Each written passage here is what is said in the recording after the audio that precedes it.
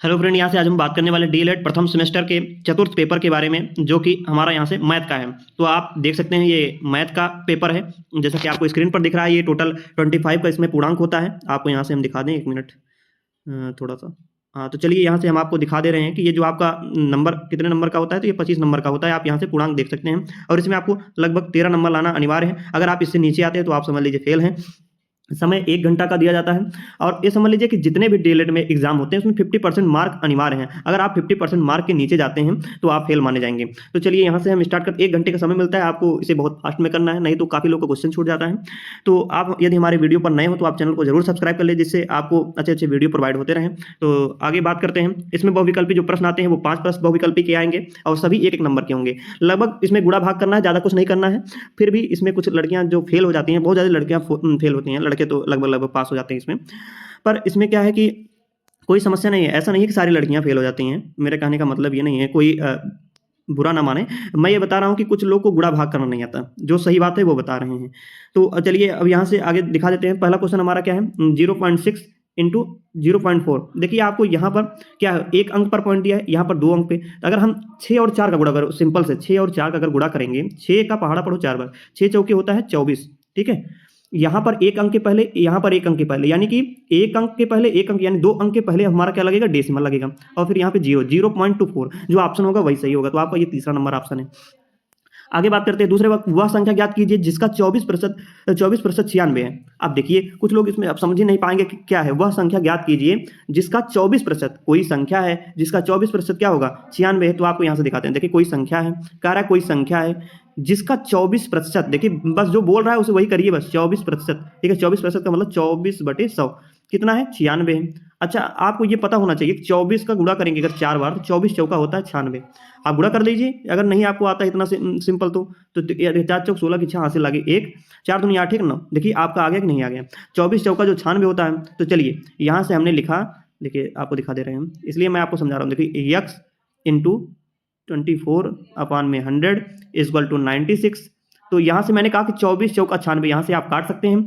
तो आप क्या लिख सकते हैं, यस इक्वल टू 100, इधर नीचे उधर 4 से गुणा करेंगे तो 400 हो जाएगा। क्या हो जाएगा, 400 हो जाएगा। तो आप यहाँ से देखिए x इक्वल टू 400, तो ये आपका तीसरा ऑप्शन सही होगा। चलिए आगे बात करते हैं। आपको पूरा इसे लिखना, टिक मार सकते हैं नीचे आप सॉल्व करके। तिर्यक रेखा के एक ओर के अंतःकोण होते हैं। ठीक है, सब सिंपल क्वेश्चन है। आपको PYQ आपके जो ले जाएंगे खरीद कर पवन सीरीज, उसमें आपको देखने को सभी मिलेंगे।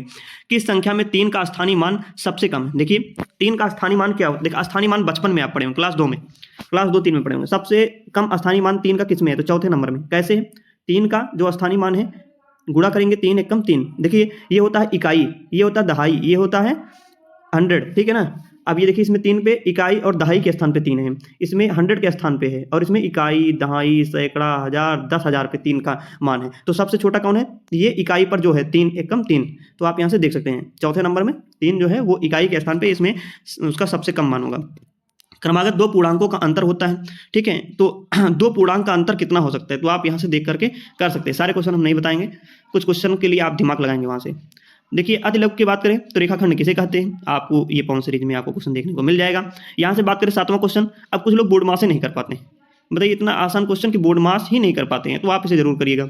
मेहनत मोहन एक माला बनाने में 1/3 मिनट का समय लेता है, लगातार 1 घंटे में वह कितनी माला बना लेगा। ठीक है, पटरी और प्रकार की सहायता से, ये क्वेश्चन ही जरूर आता है, हर एग्जाम में ये क्वेश्चन आता है। पटरी और प्रकार की सहायता से 60 अंश का कोण बनाइए। तो आप कोण बनाना सीख के तब जाइएगा, ये क्वेश्चन जरूर आपको देखने को मिलेगा, ये मैं कह रहा हूँ।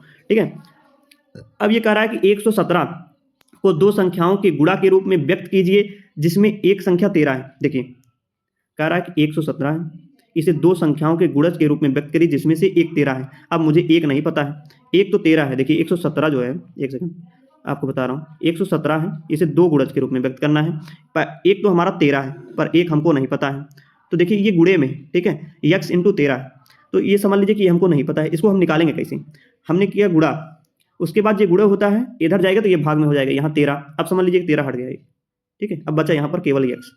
अब 13 से भाग देंगे, 13 9 117। ठीक है, x का मान कितना होगा, 9 होगा। अब यहाँ से आगे बात करते हैं लघुत्तरी प्रश्न के बारे में। तो लघुत्तरी प्रश्न में एक बगीचे की लंबाई 115 मीटर तथा चौड़ाई 45 मीटर, तो बगीचे को चारों ओर घेरने के लिए कितने मीटर तार की आवश्यकता होगी। तो आप यहाँ से देख सकते हैं व्यंजक में क्या है, x square minus 5x plus 4 में से इसको घटाइए। तो सबसे आसान क्वेश्चन देख लीजिए यहाँ से, मैं आपको करके जो क्वेश्चन हम यहाँ पे स्क्रीन पर कर सकते हैं वही क्वेश्चन केवल यहाँ पे करेंगे। तो यहाँ से x square minus 5x plus 4, अब इसको हम घटा देंगे।